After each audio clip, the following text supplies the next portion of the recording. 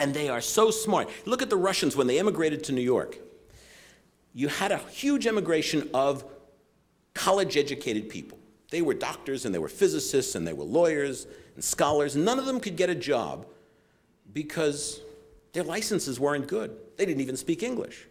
So a couple of the boys in Brighton Beach, Brooklyn, sit down and say, we got to help these guys get a job. What are we going to do? We've had 75 years of learning how to cheat the system. We've become very good counterfeiters. What are entry-level jobs? Somebody says taxi drivers. Good idea. So the Russian mob in Brooklyn counterfeits New York State driver's licenses. That's why when you got a taxi driver in New York in the 70s who was Russian, didn't speak English, you were lucky he probably couldn't even drive. Now, they then go and they say, we've always worked gas tax fraud. Great scam. We can do that. But this is a new ball game because they're not fighting the KGB and the state police. They're into the territory of the La Cosa Nostra. They were smart enough to go to the LCN and say, we will pay our respect. This is what we do. We do gas tax scam. And every week there's going to be an envelope for the Godfather. No problem. What happens? The Italians say, hey, benvenute. You're going to take care of us, we'll take care of you. That alliance, the Russian LCN alliance, then helped the Russians move south to Miami. Now, what was Miami? It was a traditional Italian mob city, Al Capone. The Colombians and the Latinos moved north, and Miami has become, for all intents and purposes, the financial capital of Latin America because of the drug money. All those buildings, that's all drug money. So you've got the traditional Sicilians, or the traditional La Cosa Nostra, and the Italian, and the Colombians living side by side in Miami. Nobody's shooting each other because they're working together. Now you've got the Russians moving down.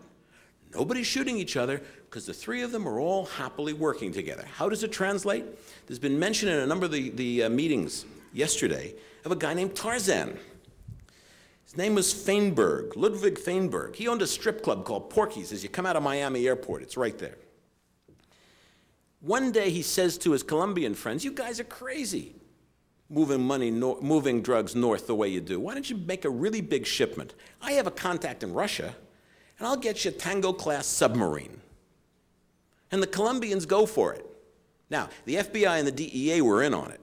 But $30 million was deposited by the Colombian cartels in Switzerland to pay for the submarine.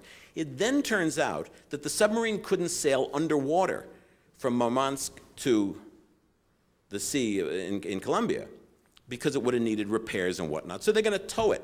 So somebody in the cartel says, you're going to tow this submarine? Don't you think somebody's going to see it? This is crazy. We'll back out of the deal.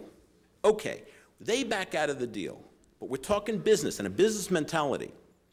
What does Microsoft and what did Dell Computers do when they want to open a new market? Dell doesn't ship its computers from Texas to Germany. They go and they build a plant in Germany. It's called technology transfer. It's easier to transfer the technology than it is to transfer the units one by one. Last year, the Colombian police busted into a warehouse 180 miles inland, not on the coast, inland. And what did they find? Russian technicians building the cartel a submarine in Colombia.